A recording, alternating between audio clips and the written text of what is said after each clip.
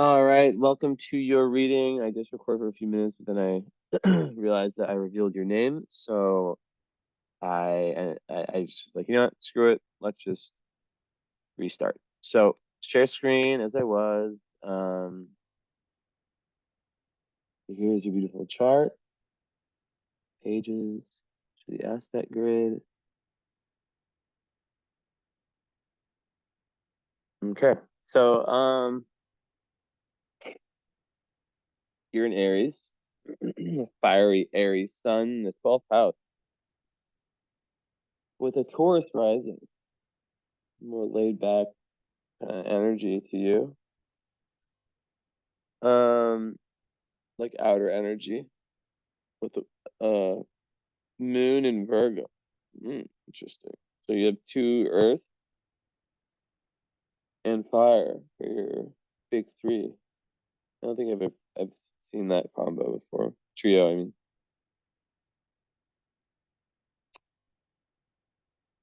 I don't think I have. So then the chart's ruled by Venus, which is strongly placed in on the midheaven. So Mars is also there. So you have, like me, Venus and Mars in Aquarius.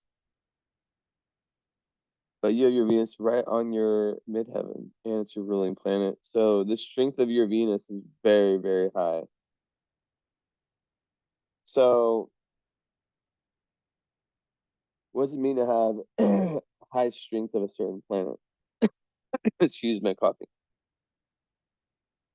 Well, every planet has a certain strength, right, embedded in it, a certain influence on us. Come on, Felix, come on. Let my cat's in. Felix, come on. Nika, Esme. Um, every planet has. I'm also gonna change out this shirt. It's way too hot. Um, yeah, so every planet has a certain effect on us, right? In a different way. Um, Usually it's the sun, moon, rising that are the most important. But in some charts, it could be a planet like for you, Venus is really, really important in your chart. Venus, as you know, or as you may not know, is a planet of love. It's a planet of what we value. It's a very beneficial part of our chart. Our Venus sign represents kind of, our love language, but also what we like. Um, it says a lot about these things. One second, I'm trying to find a proper shirt. Perfect.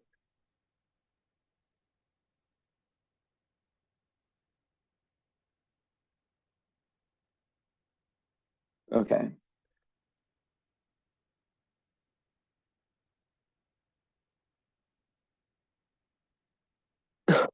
All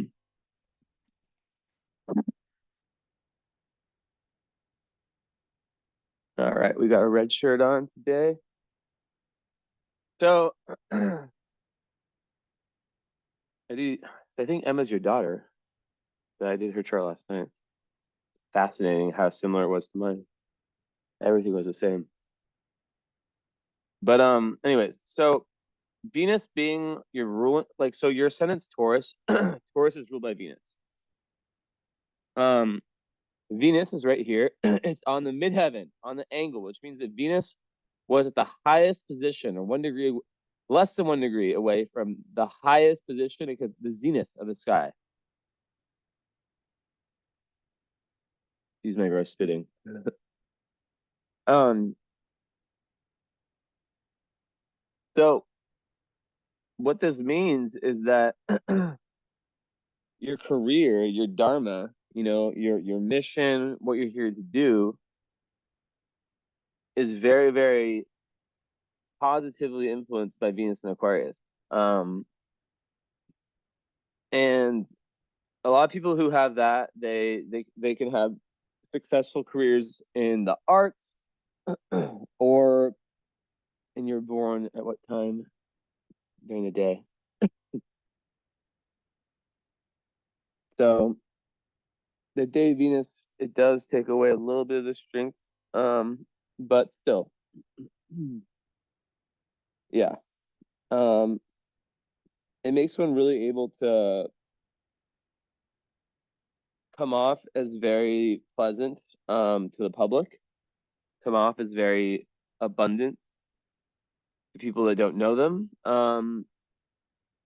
And overall, the fact that it is an Aquarius, I'll talk about that later, what that means for like love language. And you and your and Emma both have Venus and Mars in Aquarius, and I have it too. So cool stuff.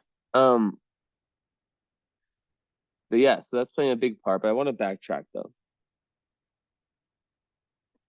I want to backtrack, and I want to talk about the pillars, the sun, the moon. um, so you have a 12th house sun. This is very significant because a 12th house sun, I'll go back. I like to switch between sharing screen and sharing my face. Here's my face with the haircut that I need to get. And just so you know, I have a chewing tobacco, the Swedish kind, nicotine, not tobacco, in, just so you know. Full disclosure here. So, yeah, having a 12th house sun is like very, like, it is a game changer. It makes it so you're very, very in tune with your dream world, with kind of the area of the world of imagination. It makes someone very, very sensitive. So even as an Aries, and just someone who takes in a lot of the energy around them, right? Um, so a lot of people, 12th house suns, they really want to be of service to other people because they feel that they innately feel that kind of unity, that oneness of humanity. Um, so working like through your imagination, with through your creativity, which once again is Venus and Aquarius, so it'd be like a very like unconventional type of creativity that's ultimately for the good of humanity. It's really important. Um, Another big thing is for 12th house sun people is the need for boundaries because they can like feel this sense of like I said, that sense of oneness can be so intense that they can see the good in everyone, and it's really difficult for them because they can be very idealistic, so it can be very difficult to accept like the harsher, mundane parts of realities, right? Of reality. Um, so the gift is that, like an eighth house sun, you have this like this knowing, right? This innate knowing about like the higher dimensions of life, and this natural ability to have unconditional love, right? So it's very transcendental. Um, and what can happen sometimes with 12th house energy, right, is that we can call it the house of repressed energies. Often the father, I'm trying to get comfortable. Often the father isn't very present in in lifetime in some way of the person with 12th house sun. Not necessarily like in a bad way, but yeah, like regardless, like the person usually spent a good amount of time alone growing up, and it's like very raw energies, right? So they have the sun in the strong sign of Aries though, is an advantage, because 12th house energies, when they're young, when the people are younger, they are very raw energies. They can be a little bit naive, um, and it takes some time to kind of like build themselves up, you know. And that's why it can be the house of repressed energies, because they can get, like, let's say when they're younger, pushed around or kind of like convinced, by other energies that are stronger.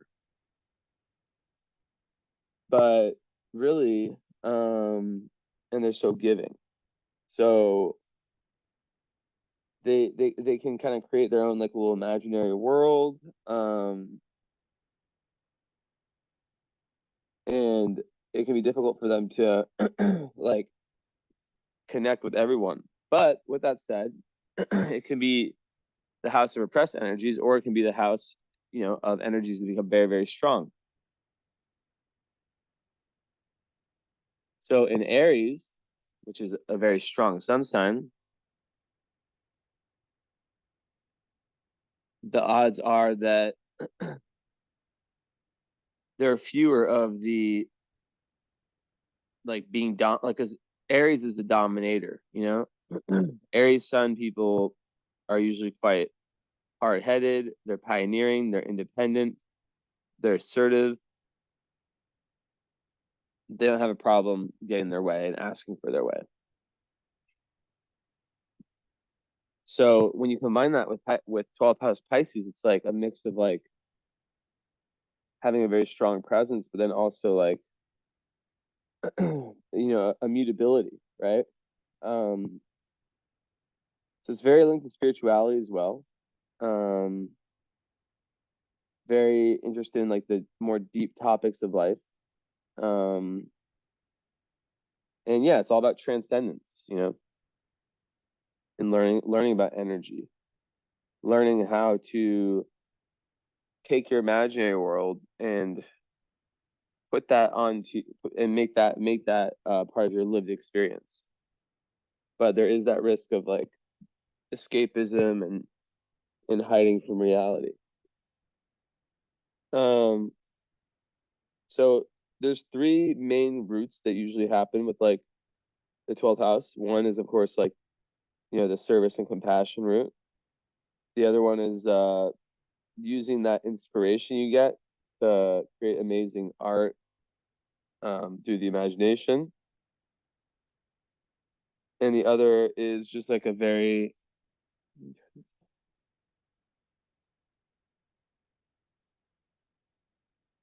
spiritual route,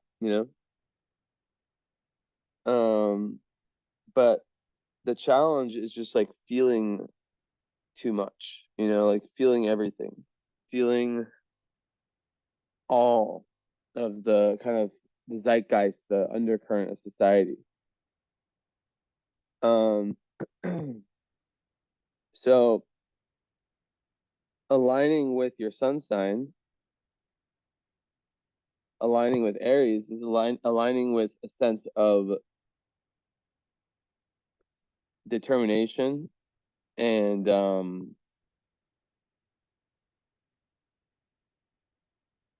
especially with those Aquarius energies, agency over like over your life, because some 12th houses can allow themselves to kind of get pushed away around um like a feather, right? By the currents of life, while others really develop a strong, strong spiritual basis where they become like an immovable rock.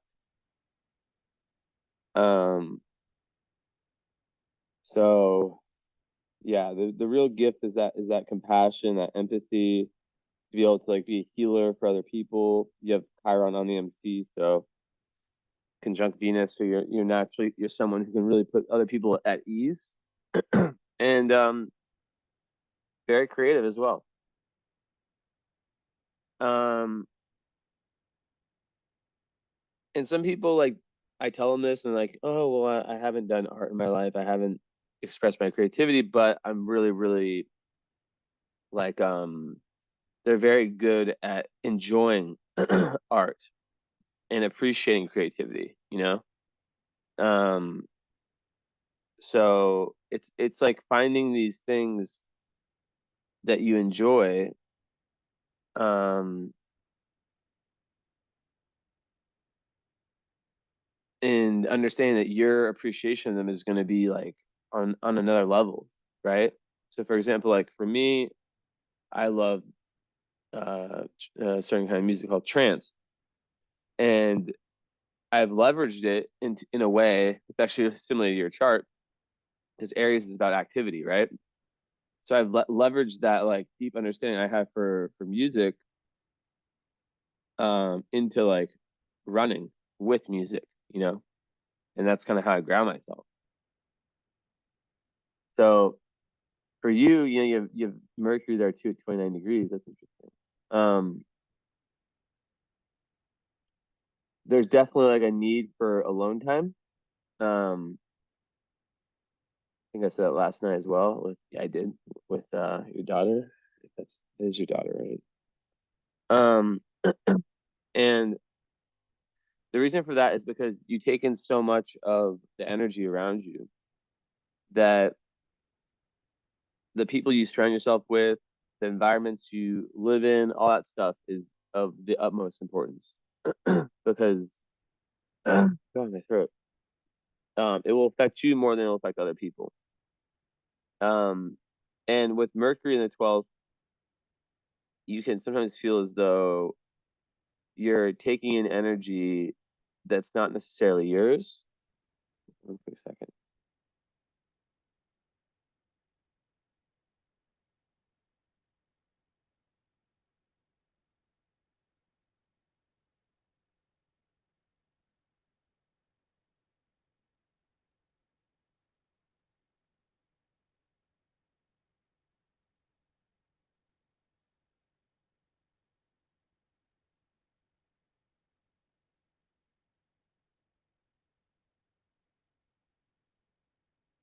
Okay.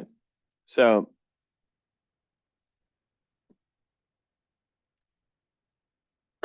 yeah, taking in not just energy, but also thoughts, because that's the 12th house Mercury, right? So you have to watch out um, that you're not taking on something that's not yours, right? Taking on an idea or way of thinking about the world, the way of seeing the world that's not yours. Um, so Aries and Virgo is an interesting combo. They're quincunx, so they have nothing to do with each other. Which you know usually speaks to like parents that had very different worldviews. Um, um, and just having these two very different messages from each, right? Um, so Virgo moon and it's conjunct Pluto. I'm taking this thing out. It's a bad idea. Have water instead. Um, so the Virgo moons are known for it's you know it's a difficult moon place. It can be a difficult moon placement because it can make one very internally perfectionist. Um,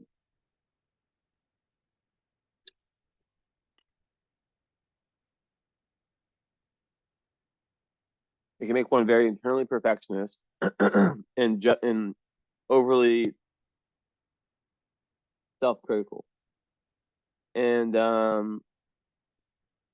you know, it is like one thing I love about Virgo moon is that it enables that person to have like a level of consistency. Um, there's like an emotional need for things to be in a certain way, for things to be nice, organized. You know, Virgo moons usually take good care of their health. Um, very reliable people, very loyal as well. So when it comes to partnership, that they really want someone they can rely on, like the small things in life. The small things matter a lot, right? Um, and they find security, like lunar Virgos, they find security in the little things in life, right? Like when like all the little like mundane details of everyday life are kind of strained out. Um, they're very good mothers. They like to just take care of things and take care of people, be of service, you know. And they'll go long lengths to do amazing things for people, but they really, sorry, I have something in my throat. I need to just chug water for a second.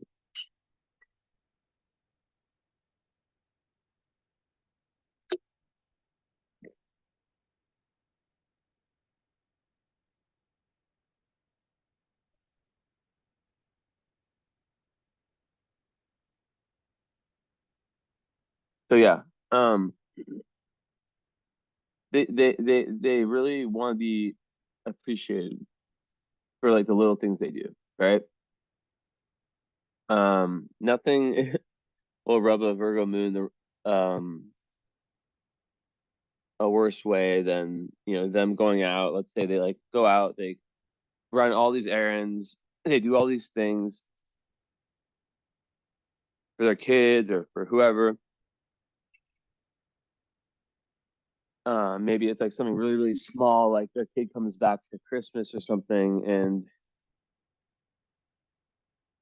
they remember this tiny little detail, you know, that most people would have forgotten, um, of this thing that the person said like a year ago. Oh, I would love to have like this, you know, or I would love this to happen. And they make it happen like a very surprising way. Like, so they're the ones that will do that.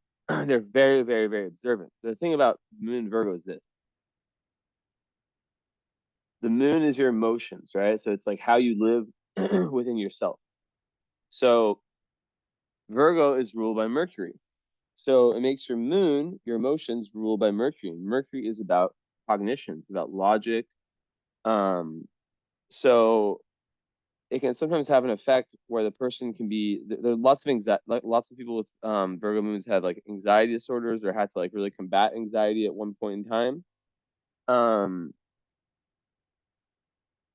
and it's because there's that battle between heart and thought.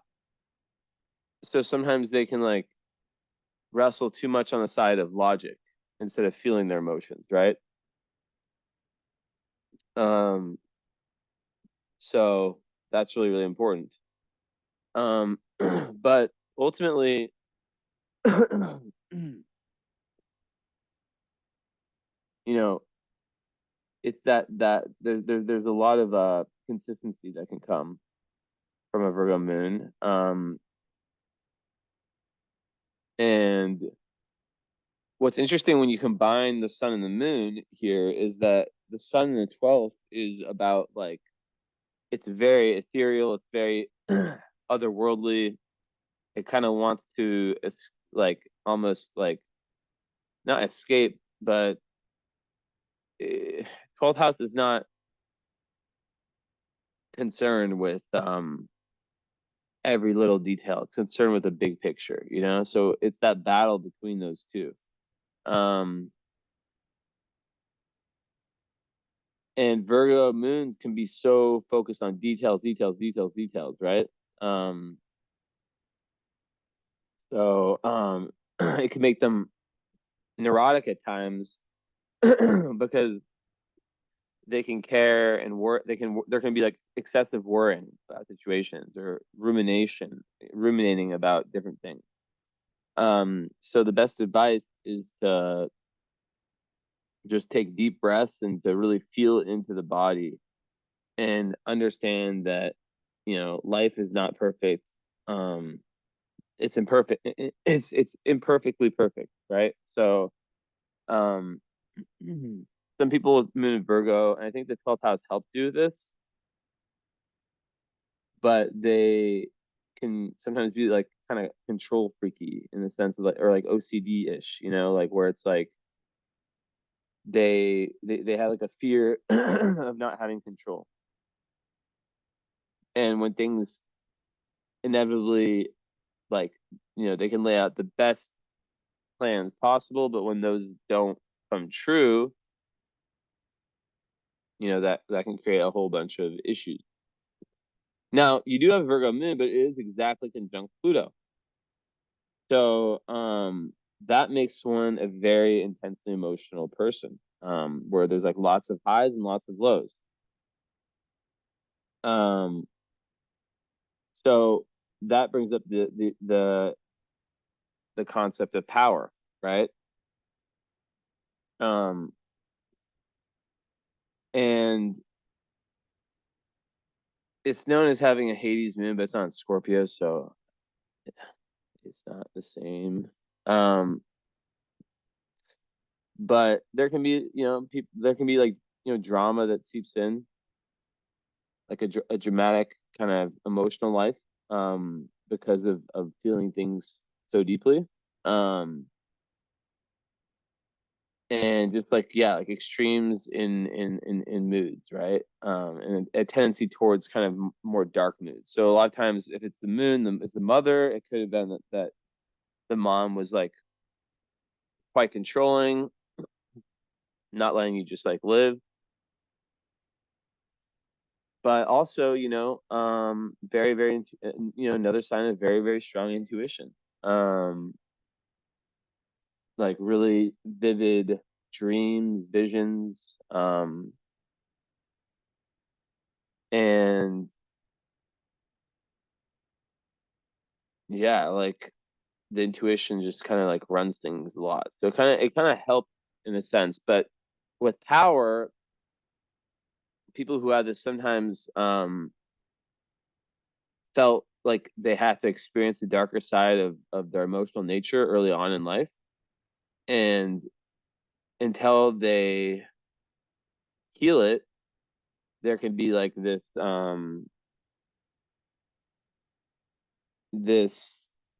do you say it, these kind of power struggles that happen, right? In relationships especially. And it can come through the form of like emotional manipulation.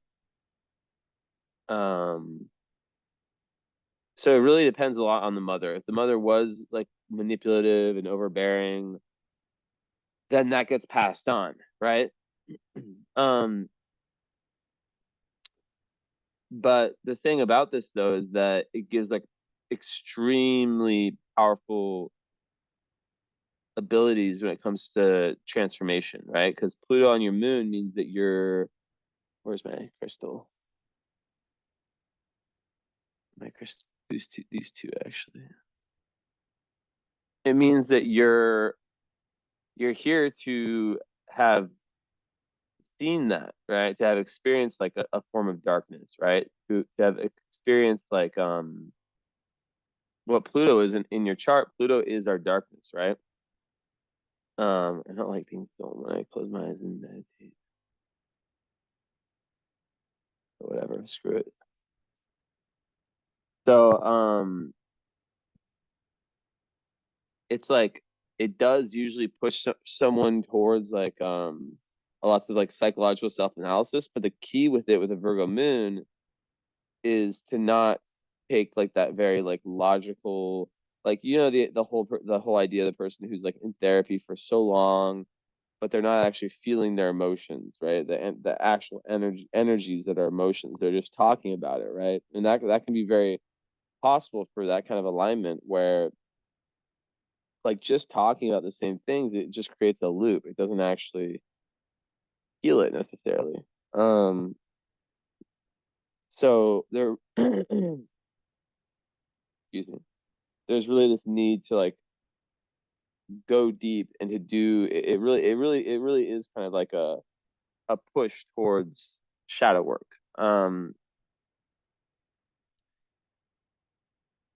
And yeah, like you become very, very aware of the darker side of reality, which the 12th house sun doesn't really want. So then the choice becomes, do I deal with this, or do I create like this kind of imaginary world that I can kind of take solace in? I feel lots of energy here, and having done your daughter's chart, I think it's your daughter, I'm like 90% sure. Where it was like your job to like break some type of generational curse. I don't think I said that in her reading, but it can be a work that's done by, you know, it's not always just like one generation that stops it. Um, but you know, her chart is very, very like need space, um, very, very creative. So when you have that moon with Pluto, it's interesting to think of like how that would have shown up. Um, because you also have parts of your chart like your Venus, your Mars, where you require lots of space as well. And as a 12th house sun, you require lots of space as well. So I imagine this being something that probably came up when you were younger. Um, and Pluto on the moon can make someone extremely resilient and strong emotionally, right? Where it's like they've gone through and handled all the most difficult stuff early on, so then everything else feels like a breeze. But like I said, it takes kind of like challenging and taking things head on for that to really happen.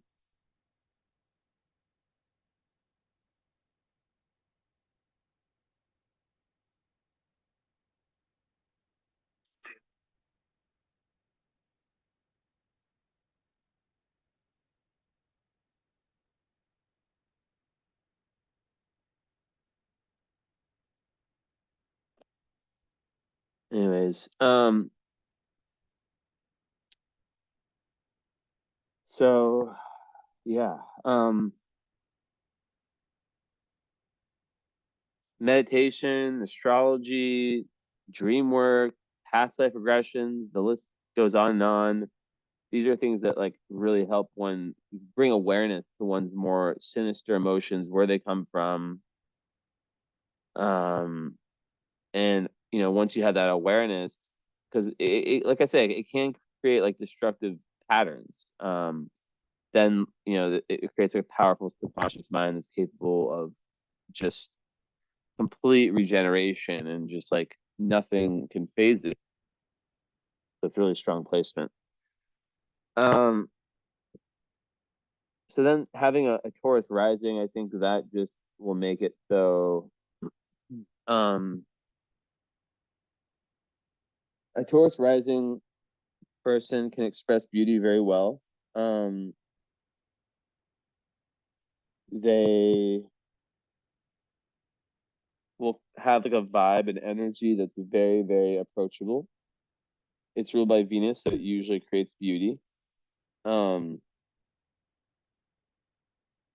there can be a little bit of self-indulgence, and sometimes like not wanting to, just being very, very, very present, and kind of like combined with Virgo, with the Earth, both Earth. It's nice because it's like what you see is what you get with you, because like Virgo is so linked, is Earth, and Taurus is Earth. So the way you appear, your outer personality, is governed by traits that are not so far away from your most inner emotional being, right? Nature, which is your moon. Of course, you have to give that big asterisk next to your moon that yes, it's a Virgo moon, but it's conjunct Pluto, which makes it kind of like a Virgo/Scorpio moon, right? So the fact that you lack water in your chart is made up for by the fact that your sun's in the 12th house, the house of Pisces, and that your moon is conjunct Pluto, right? Um, I think that Taurus is just a nice little cherry on top of that, where you know an Aries can be quite intense. But the Taurus rising can make any Aries a lot more approachable, and you're able to use those powers, that raw Aries determination and grit to kind of just like move forward in life, in that 12th house area. And also 12th house is very interesting because like lots of politicians, lots of very successful people, you know, people who work behind the scenes kind of can have that 12th house present. I think a lot of US presidents have 12th house charts, for example. And a lot of secrets are revealed, right? A lot of secrets are revealed to people like you because people feel like they can trust you. And that Taurus rising definitely helps that. So when it comes to love, relationships, all that stuff, that's, well, first of all, a lot of those, Venus and Mars, those are in the 10th house, right? Back to the chart.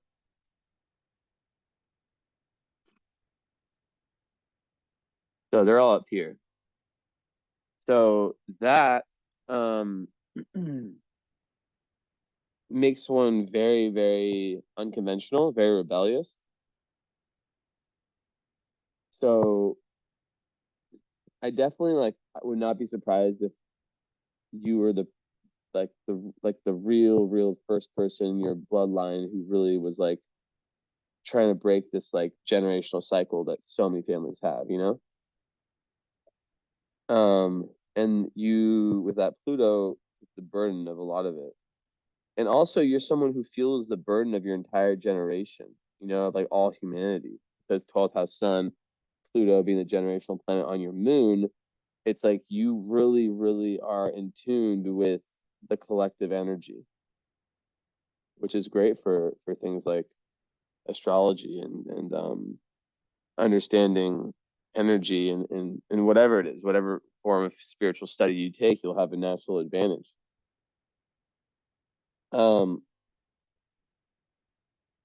With Mars and Venus in Aquarius, as I said, I had that as well.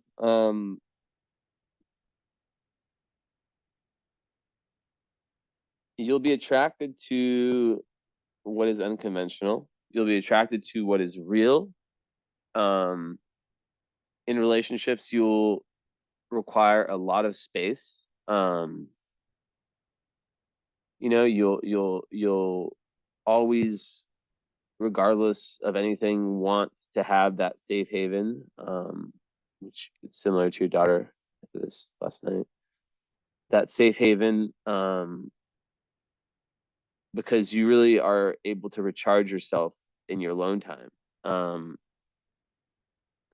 And you're also able to really know if someone or something or a place or whatever it is good for you by how you react when you're in your kind of like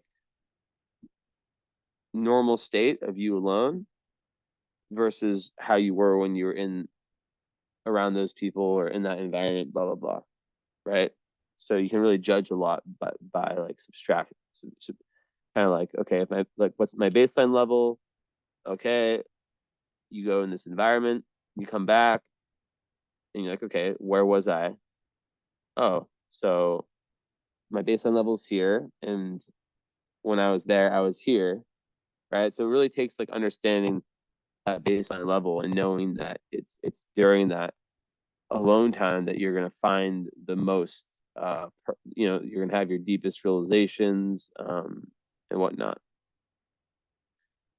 And Mars in Aquarius is like a placement of someone who loves to give back to humanity. So your work might involve, your dharma might involve, like, be heavily linked to being of service, in some type of way. Um, and you could actually find love when you're working towards your main objectives in life, like through your work, you know, through whatever you're doing for your big picture life, right? Like I said, it could be healer, it could be artist, it could be anything, but having Venus on the midheaven is super good placement for having like a really nice career, and really, really preferring to work in like a kind of peaceful environment. Yeah. So let's see what aspects are going on. Okay.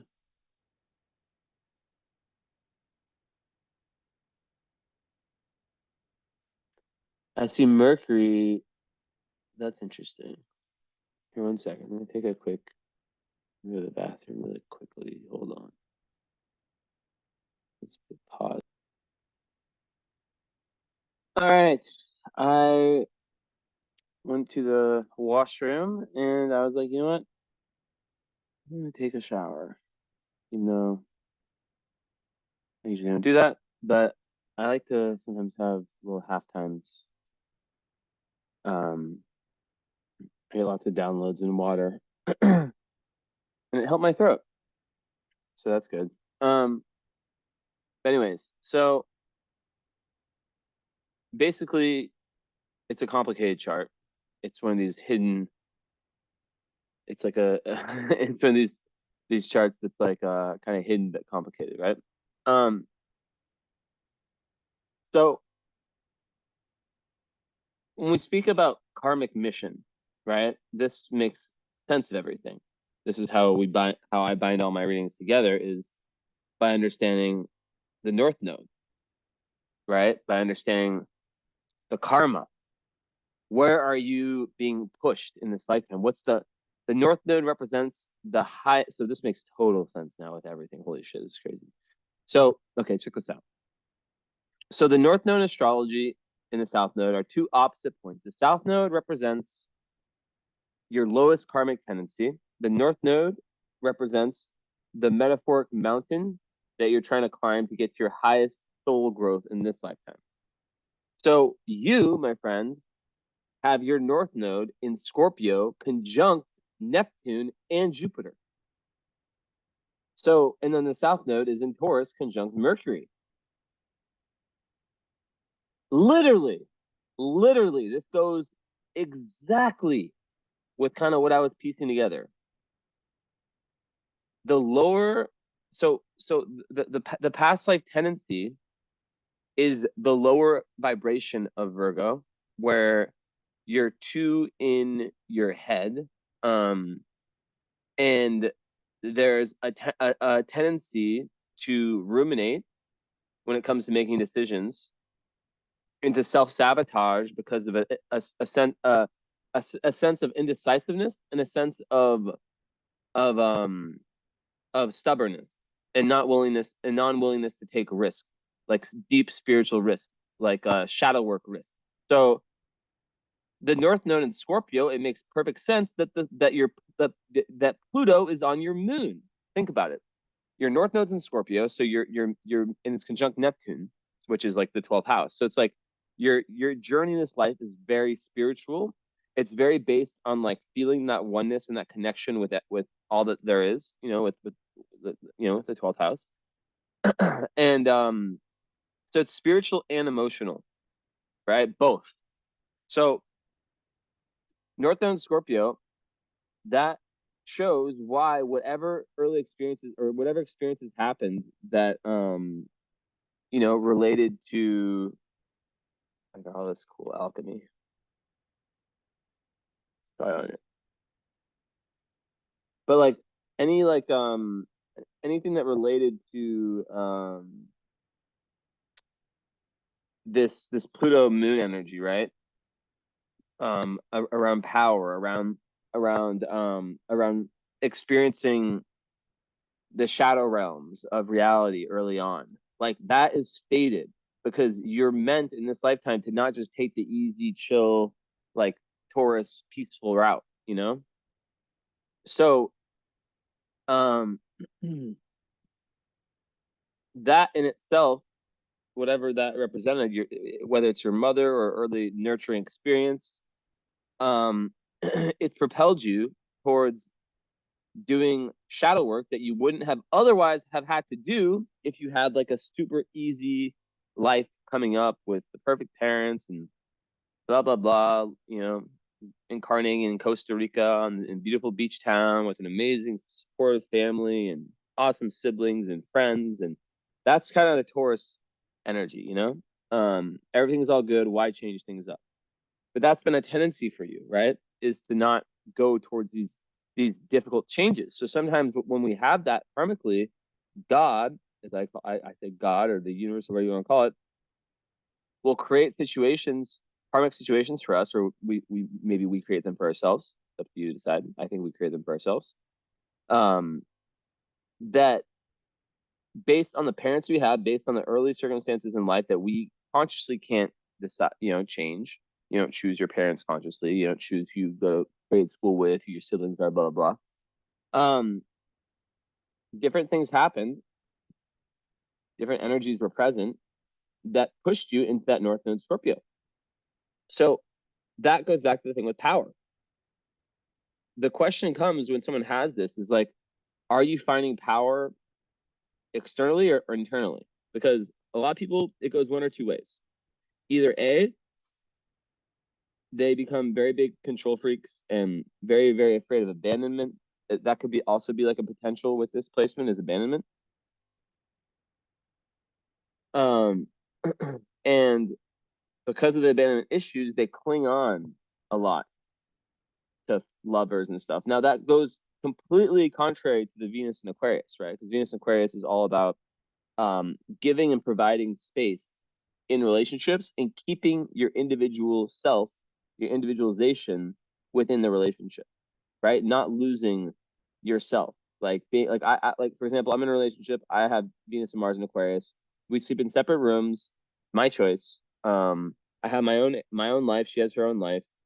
Um, like I don't believe that relationships should be something where you just completely change and like yeah, of course they change you, but like I don't think that it should be something that like I think that we have a nail chart for a reason, you know?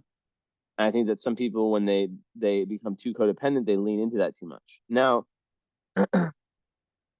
there is still a lot of relationship energy here though. Because the North Node's in the seventh. So, but you're looking for a deeper type of relationship, right? Um, something that can help you with your spirituality. So, like the ideal type of person would be someone that would give you lots of space, give you that real consistency, that real like Virgo moon need for stability, and that person that you know is always going to be there.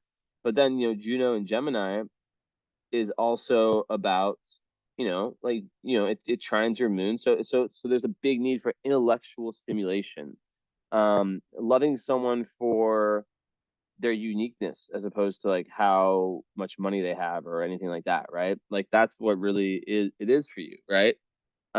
Maybe even someone that you can work with in some type of way. And by the way, I read these charts the same way to someone of your age, to someone of older, to someone younger, like 30, 35, 40, 50, 60, like all the way up to maybe like when they're like under 18, I'll read them a little bit differently, right? So yeah, they're all potential. So definitely like with Neptune in the seventh though, the risk is more around having rose colored glasses when it comes to love, you know? Um and not seeing things clearly and moving too fast into relationships that could be with like people that abuse your good nature in a sense, right? Take advantage of the fact that you're an empath and that you see the best in everyone. But because you're so perceptive as a Virgo moon, you would probably notice those details, right? But anyways, so that makes complete sense to me. That North Node conjunct Neptune means that not only are you trying to get deeper into your own shadow and do the shadow work, right? Which is the death, rebirth, transformation of the self, of the emotional self, right? So it's only through those intense experiences that we metaphorically die and then are reborn into a more mature, more realistic, more authentic, full version of ourselves, right? So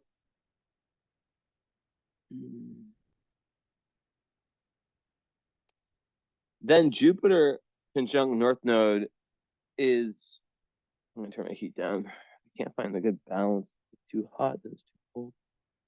So Jupiter conjunct North Node is giving it's giving you a lot of luck and good fortune when you're moving towards that direction. And it's in Libra, so it would usually give quite good luck with your partners. Also it's in the 6th house, so as a Virgo moon, you'd love that because you would be able to really, really expand yourself in your everyday life.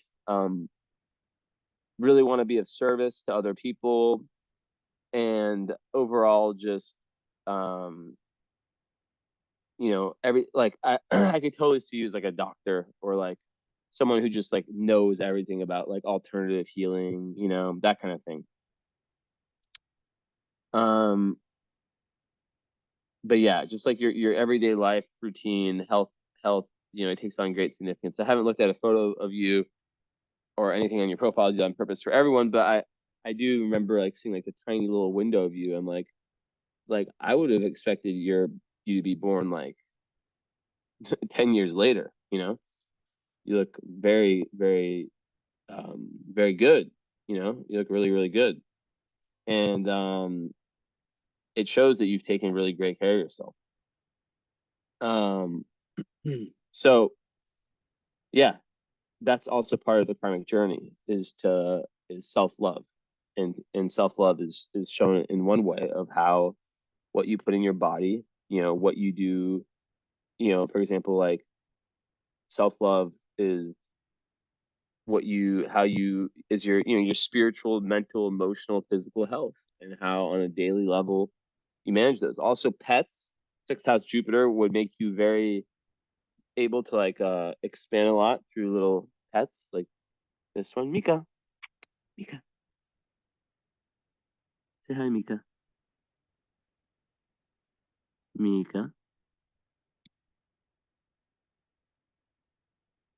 this little duckling. So those give you great comfort, pets, especially the 12th house or cat, for sure.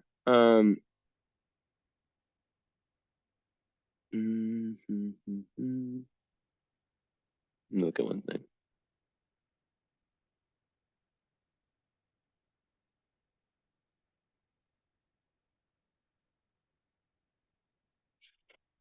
Zero.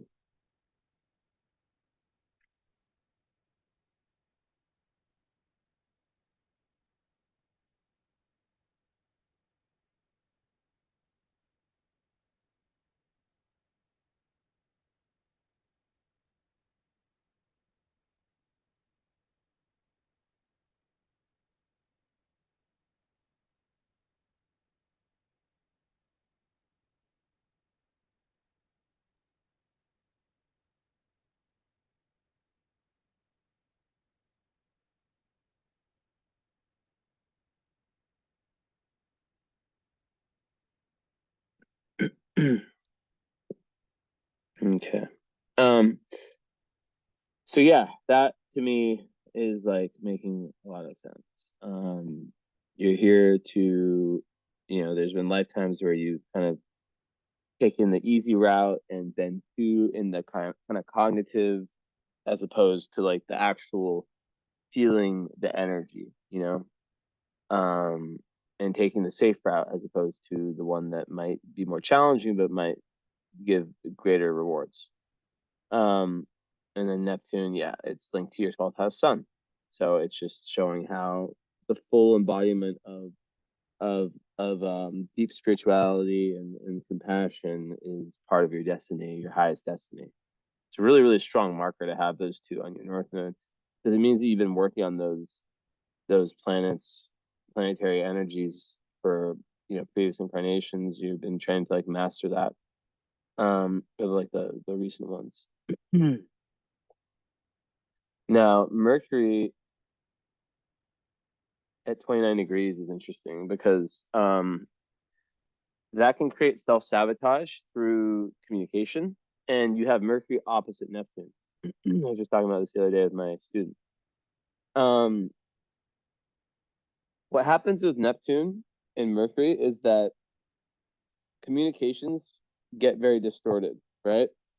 And it can create lots of confusion, and also doubts, like in terms of like other people, right?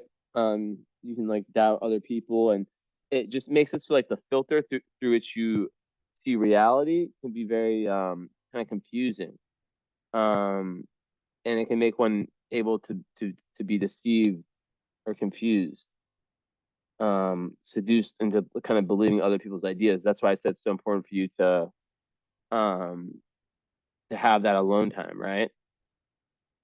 Um Also, it's great for having like a very vivid imagination, right? But it's really because like the relationship issues come when um you can hear and see what everyone else does, but your brain, it just processes it through a different filter, right? And it can be difficult also to like filter out like clutter or background noise. So there's just so much data, so much information coming in. That's why having that groundedness, meditation, whatever it is so important. Lots of miscommunications happen with this aspect. And they can easily spiral into like accusations of being deceived or lied to, stuff like that. So yeah, there can be like just all kinds of stuff that can happen, right? Which leads to total breakdown in communication between two people in a relationship, because there can be this like confusion, mistrust, suspicion, when it really isn't warranted. So yeah, like it just makes it hard to kind of perceive another person's intentions. But the conscious awareness of that potential flaw goes a long way in kind of pushing that away. And it's all about double checking, asking for advice, taking a lot of care with how you communicate, right? Because the communication can be a little bit broad. I do that too. I have my Mercury in Pisces. So it's really important to like get like a second opinion from like maybe a more grounded friend, or like a friend that's like, with more well, I mean, you do have Earth, but like, just getting second opinions on things, right? Before reacting and believing in everything. But also it creates amazing artistic, imaginative talents. Like the amount of celebrities that have this is a lot, like a lot of people in the music industry, writers, all that stuff. So it gives like a very big imaginative view of reality, which is also good for politics. Um, so Moon is also opposite Venus. That is very interesting, but they're not in signs, they're opposite. So, but that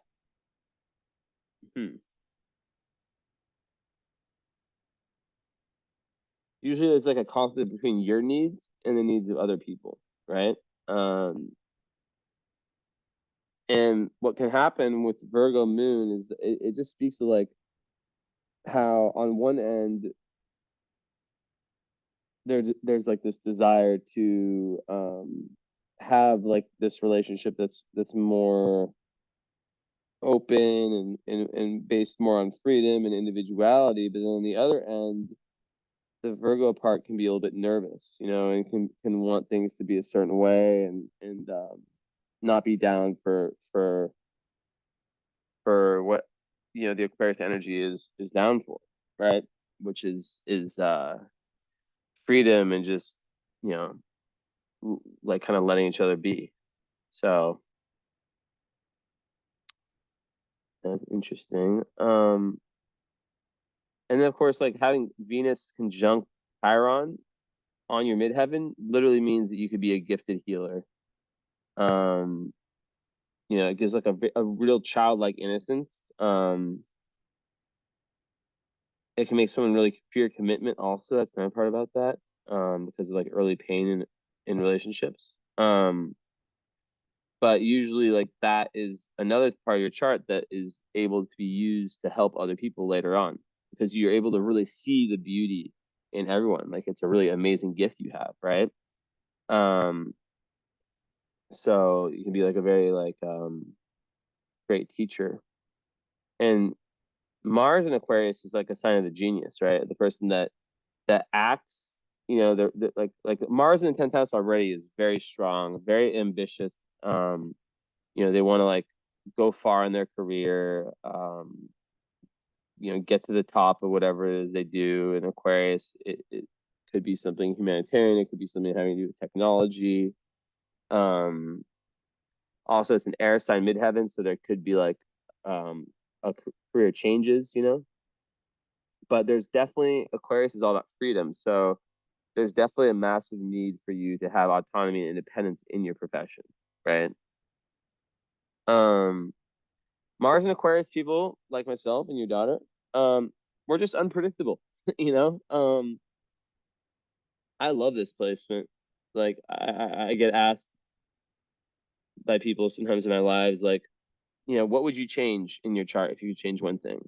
And I'm like, fuck, I need some earth, it's so hard for me to be grounded. And by the way, just when I say grounded, like you having earth, I want to speak about the gift of that.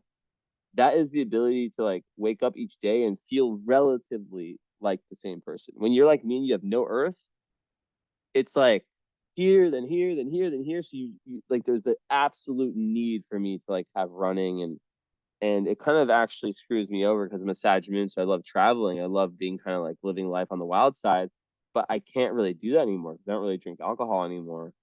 And that's kind of what used to kind of make me able to do that.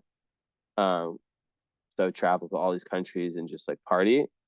Not only I do like other stuff too, obviously, but like now that I don't really drink, it's like I can get, my energy is just really sensitive. And because I don't have that earth, like if I was a Taurus moon, for example, or even a Virgo moon, well, I probably wouldn't have that Sagittarius need to travel, but um, yeah, like it would be difficult or easier, like to kind of like keep going, especially with Taurus.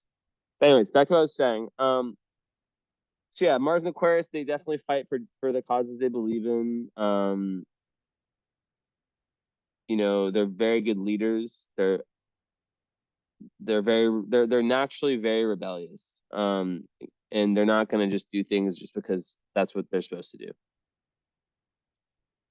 And it's opposite Uranus. Damn. So that's a really explosive one. People who have that, I'm always like, you need some kind of physical activity or something in your routine, which we already talked about routine, but like that Mars opposite Uranus is like that is a very volcanic aspect to have. A firecracker, like a volcano, yeah. Um, so it's all about like just it can make someone so rebellious to the point to where they're like accident prone, like where they have to like really be careful. Like they can be like it can create like adrenaline junkies, people who just enjoy the excitement of challenges and changes, they can get bored easily. So that goes with your love life. If you're like in a relationship that has any kind of like boringness to it, um, and a certain transit comes, like it's gonna end, like you need to have that intellectual stimulation.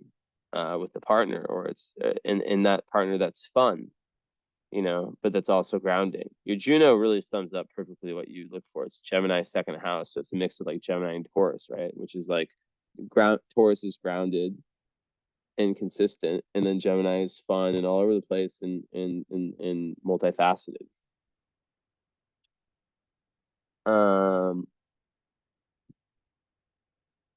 Eighth house Saturn, you know, that would make someone that could in the first 30 years like have like a fear of vulnerability.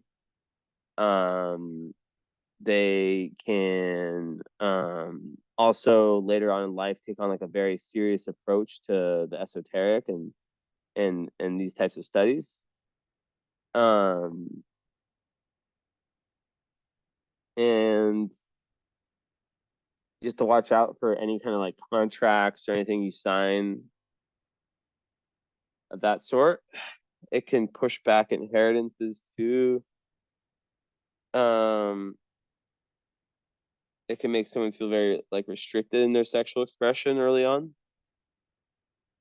but they learn a lot through, once again, probing deeper into the, you know, like the kind of deeper into probing into the deeper issues of life, I guess, you know. So that goes with your north node. You know, you have all these planets that are kind of pushing in that direction. So the question is, you know, what it would be like, you know, what work in Dharma that you do as your big picture thing of things can kind of help you in those areas too. Black Moon Lilith in the 12th house is interesting because that creates someone who needs to have a level of spiritual protection. So once again, your environment and the people you're saying yourself, super important. It's an Aries, so Black Lilith is kind of like your lowest, you at your lowest vibration. So in Aries, it would be just being like overly assertive, I guess you could say. Not allowing other people to kind of have a say. Just doing. And that also speaks to like overly asserting yourself. In the 12th house, it can be around escapism and around not dealing with reality head on. So, yeah. But the 12th house Mercury is very interesting because it definitely gives you this ability to kind of connect with the other side, you know? I already talked about how like it's difficult to know what's your thoughts and what's someone else's thoughts, but yeah, like just that vivid imagination, and also the ability to be like a spokesperson for the masses. So if you're a politician, I wouldn't be surprised. And then it gives psychic abilities in 12th house because it's like 12th house to the other side. So Mercury is the connector. So it's like this connection between you and the other side. If you're able, it's like a muscle you have to work on though, right? And having Mercury in Aries makes one a very independent thinker that talks quickly, thinks quickly, very witty. They learn through experience, trial and error. They can get like these flashes of intuition that come to them out of nowhere. And a 29-degree planet. I was just talking about this the other day. I think of that as the 0 and 29, right? The last degree. So it's almost like there's more weight on you to get it right. And the fact that it's conjunct the South Node is making me think that exhibiting the highest potential of Mercury in Aries, which is honesty, integrity, not being overly like kind of having that fair exchange, like um you know, of listening and talking, all that stuff, kind of Libra kind of energy. And yeah, just really like not being like a know-it-all kind of, right? Like really like allowing information to come in, because as a Taurus South node and rising, there can be this very, in Virgo moon, there can be this very logical part of you, right? This very logical part of you that might prefer to see things from like the scientific kind of mainstream consensus reality type viewpoint. And you have Vesta rising. So Vesta in Taurus, it's really good for just working consistently, and like once you put your mind to something, like just being able to just go for it. And let's see, because you have lots of air, you have fire, you have earth, you lack water, but you have lots of things that make up for the water. So you're kind of good on the elements. But then, okay, South Node in the first house, and then, North Node in the seventh. I didn't really talk about how that dynamic plays out. That's basically saying how, but like in Plastus, I would take this totally as like 12th and 6th. It's kind of what I have too. So I take that in two ways. So way number one, I take it as in like in past lives, there's been a tendency to be too much about me, not enough about like making compromises in relationships, right? So in this life, it's like about finding the right kind of relationships and not compromising everything I've talked about that's so important to you decoding this thing that's life, but not being like to the point where you're not willing to make any sacrifice. Then the other way I think of it is 12 and 6, which makes more sense to me, and that would be along the lines of like how in this lifetime, on top of everything I've said, you're really meant to find practicality, like tangibility with your dreams, because in past lives you may have had all these great ideas, had all these great imagine things that like intuitive, like, oh my god, like I could do this, I could do that, I could do this, I could do that, like, oh my god, this movie script, like a random idea, oh my god, I could be such a good musician, but not doing it because there were different fears that held you back. So in this life, it's like it's really pushing you. North Node conjunct Neptune could literally be someone that's meant to be a musician, who's meant to be an artist in some type of way, and who's meant, and especially Pluto in the fifth house, that people who have that, they're born in this lifetime, especially Taurus rising, so Venus ruling your chart, which is about the arts again, they feel like there's like a certain creative purpose in their life, So when it's conjunct the moon, you can create through your intuition. And moon in the fifth house also makes fun and your hobbies and your pastimes, like there's an emotional need for you to kind of let loose and have those, right? So children, like very, very deep connection to your, if you have one kid, I'm not sure, but like very, very deep karmic connection to your kids, and really wanting to break any kind of cycle that came from before you. Fourth house Uranus would speak about like perhaps like early on. Well, in Plastus, it would be like so okay. Different ways to look at that would be just like a very unconventional home life. Like maybe growing up, you have to like move a lot. And it can also just speak to like having like unusual kind of type of relationship with your siblings. Maybe step siblings, something like that. I'm not predicting that. I'm just saying that's like a potential.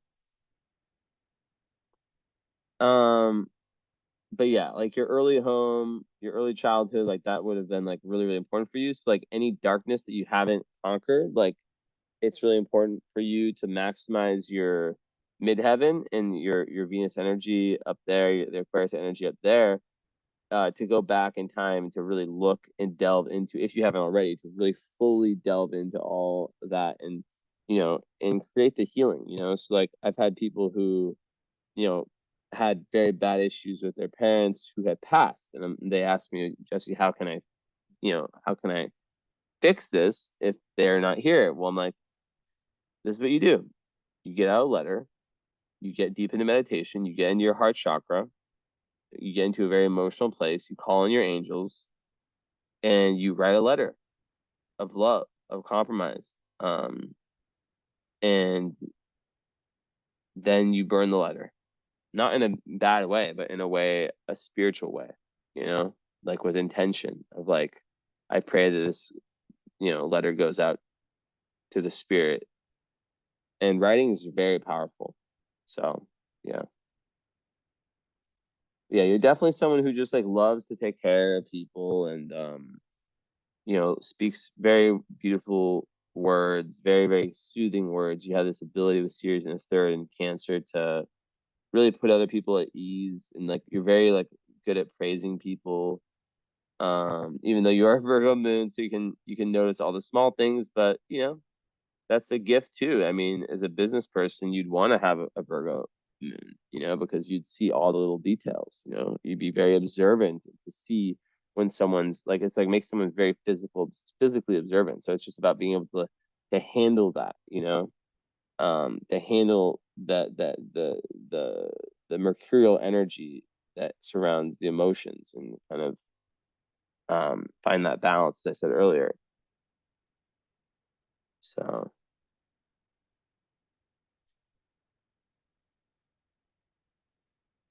yeah.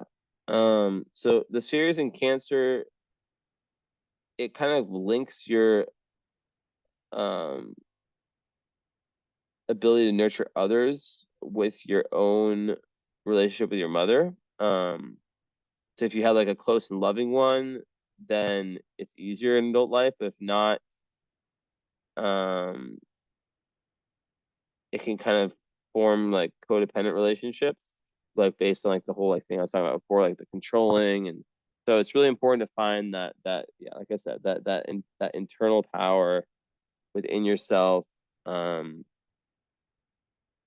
self-esteem, if you want to call it that, but just like really just like true value. And that's really found through your spiritual pursuits and through your emotional dark nights of the soul.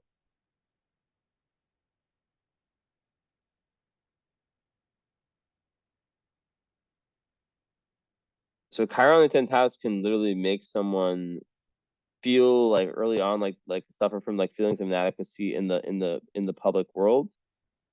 Um, but then over a long period, they can have a profession as some type of healer or teacher. And in Aquarius, Chiron Aquarius can make someone feel like insecure within groups of people, around their own friends. Um, just very, very sensitive, like I said before, to like the wounds of humanity, and it can sometimes cause them to like want to just like disengage, not pay attention to the news, just like, which I'm not saying is the news is fucked, but just like not like live in their own world where everything's okay.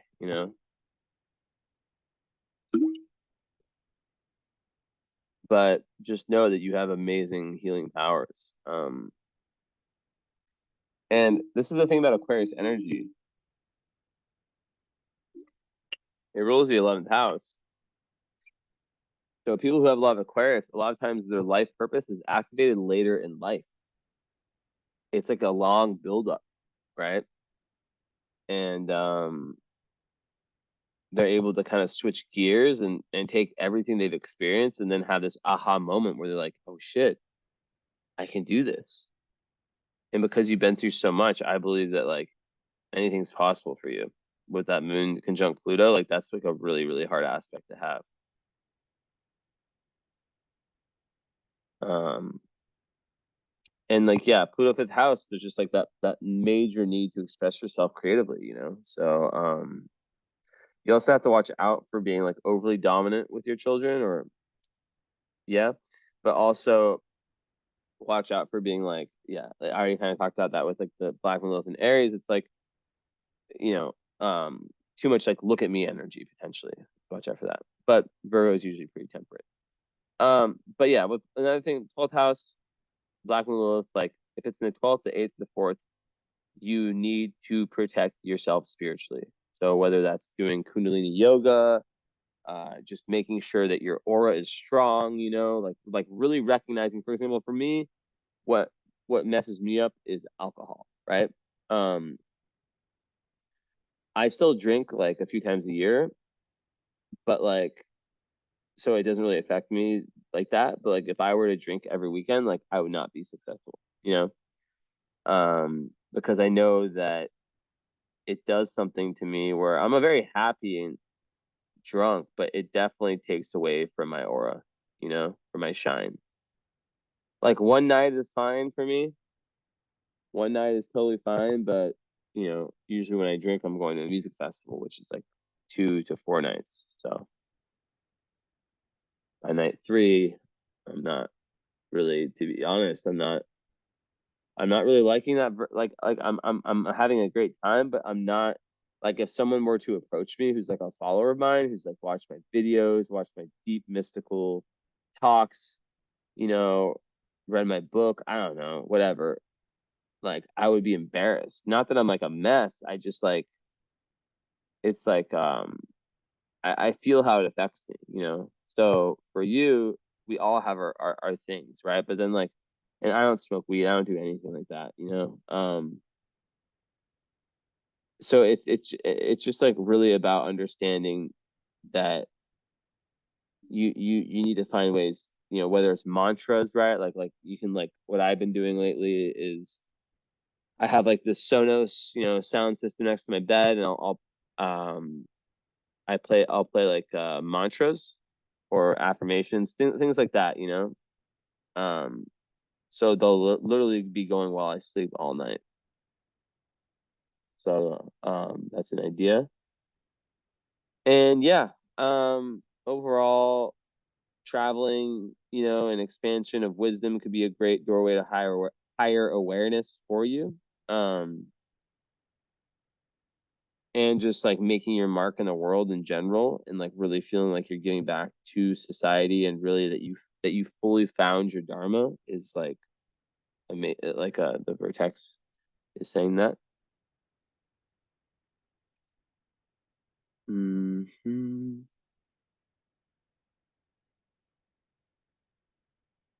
See here.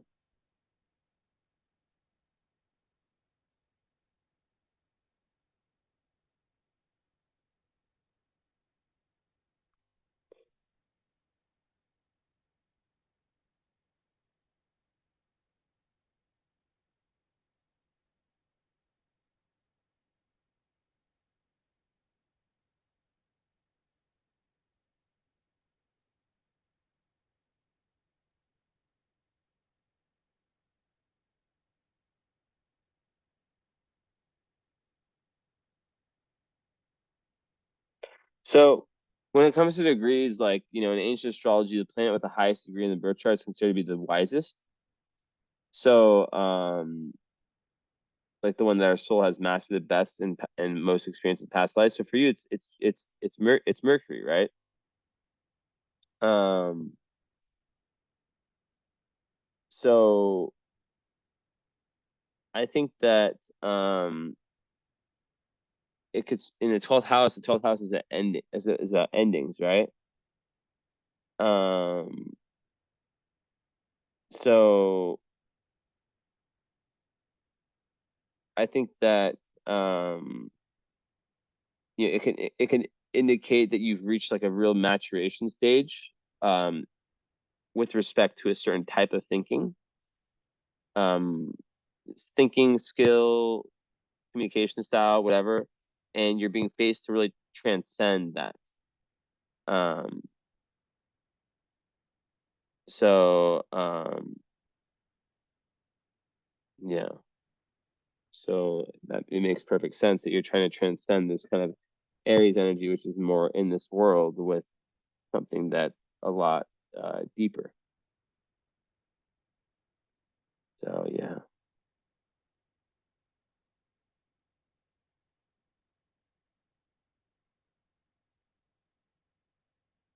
Okay. Yeah, it's almost like dissolve. It's like almost like a like 12th house like dissolves. It's like the house like it's like the dissolve dis, the dissolution of the ego, right? So Mercury and Sun there, it's like you're really being asked to kind of like it's like very, very enlightenment vibes. And I feel that.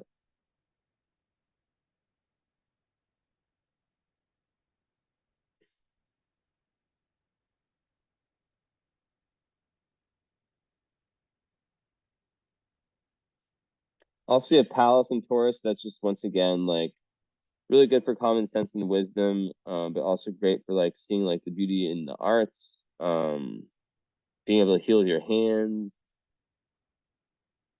And in the first house, you know, just expressing your originality, um, in a way that kind of defies conventions, which goes with your Aquarius planets. Um, so yeah, like I said, like in relationships, you might just require something that's a lot different than the norm.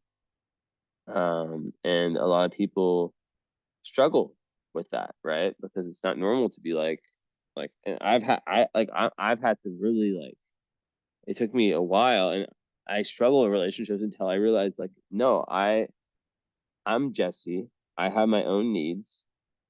Like, why does like I always growing up like was like scared. I was like, how do people live in the same fucking bedroom? Like, I love having my own room. I love having my own space. And you get stuck in this thinking of like self-limitation, you know, of like I have to like I'm gonna have to at one point be like that, or just never get married, right? It's very black or white. But then you just decide, you know what, or I just say fuck it. And I I am very straightforward to whoever comes in my life, and I tell them how it is. And if you accept, you accept. If you don't, you don't. That's it. So let's see what you have star-wise. Oh my God, of course you have this. I wasn't gonna guess, but like it crossed my mind earlier. Uh, the asteroid Amor, you have it rising, which I know your birth times. I think you said 10 a.m. was like exact. But regardless, like if that is like that's about like unconditional love. So just being able to have like unconditional love for all humanity. It's so beautiful. And it goes so perfectly with all the 12th house and everything I've seen in your chart. So it's like you are just a lover of people. And you see how that's been reflected many different times. Super interesting. I like stare to see. There's like so many of these. Okay.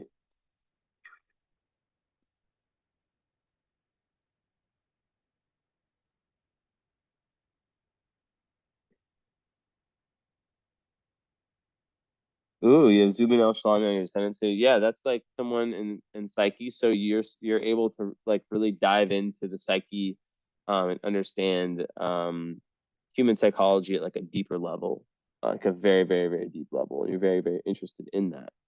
And then having Zubin El Shalami there, it's like that's about herbs in magic. Also poetry.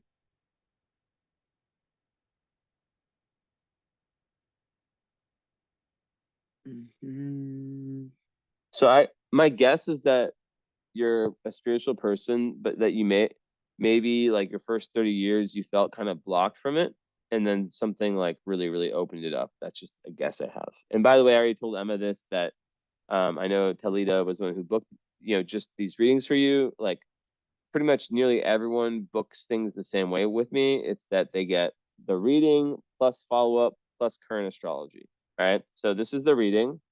Um, you guys didn't get the follow-up, which is fine because I'm still gonna give you a discounted rate if you want to do it. But that is a live session. The wait isn't long.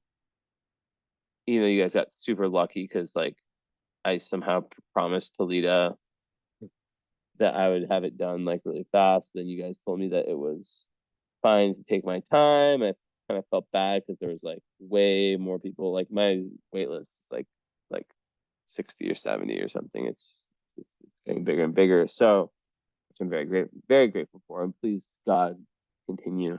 I'm gonna do a marathon tonight of readings. This is my first one. This is my freshest one.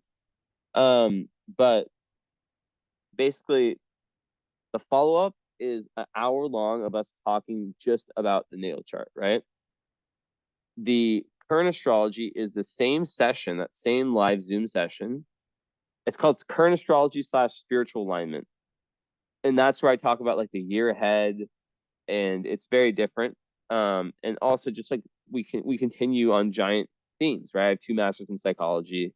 There's lots of synchronicities that happen in those sessions. So if you're interested, I'll give you the same offer I gave Emma. Usually it's 380 for just the current and 150 for the follow-up, equals 530, but I would do it for you for um for 350 total, for 250 for the current and 100 for the follow-up. So it would be 350 total for that whole session instead of 530. So let me know if you're interested.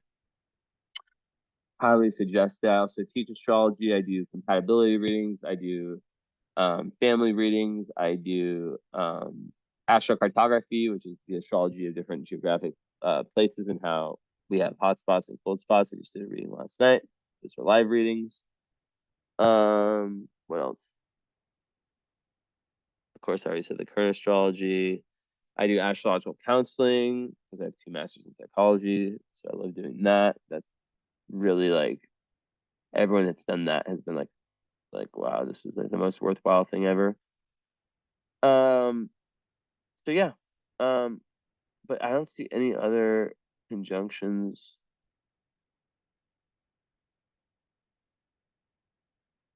Oh yeah, you have Eris on your sun. I didn't talk about that.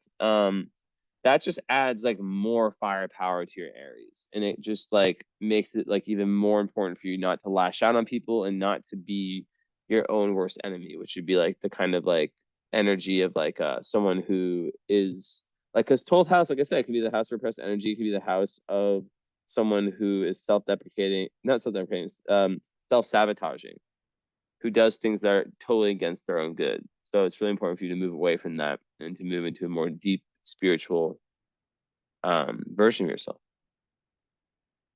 Anyways, how long did I go? Please say it's under 140, 131. That's a lot better.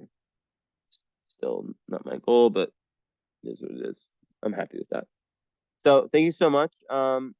And we shall be in touch, my friend. Or yeah, just let me know if you wanna do the next one. I'll get you in as soon as I can. It's not a long wait, as I said. Like this is like a wait list, and I just do them as they're in my order. But for these ones, I look at my schedule. You know, maybe it's like a few weeks out, maybe it's 1 week out, maybe it's 2, maybe it's 3. And yeah, we set a time and a time and date, and yeah. So, and if you want to do just the follow-up, it would be 120. Um, so yeah. All right. That is it. Thank you. I was gonna blow a kiss. We'll do it anyways. All right.